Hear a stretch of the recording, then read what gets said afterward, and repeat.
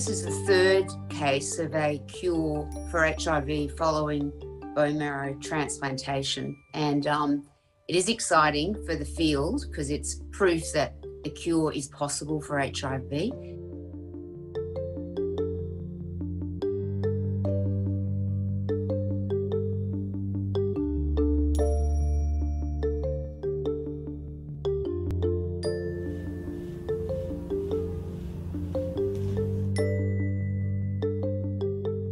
Well, we're very excited to share our patient's story. It's particularly notable because she's the first woman who's achieved a long-term remission of HIV.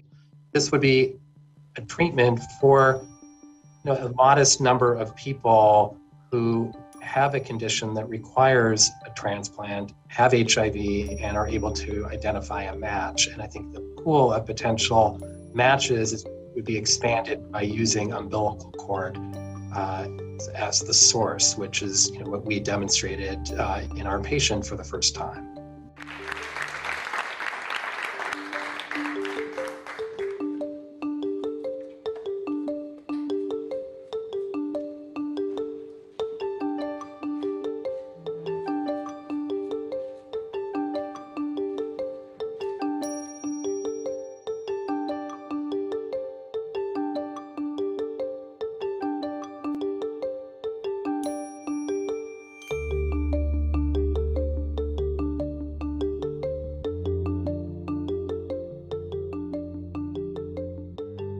Well, this first of all tells us or confirms that a cure is indeed possible, and scientists need to keep working to find a cure. So at the moment we have great treatments for people with HIV. They live long and healthy lives if they take antiviral therapy.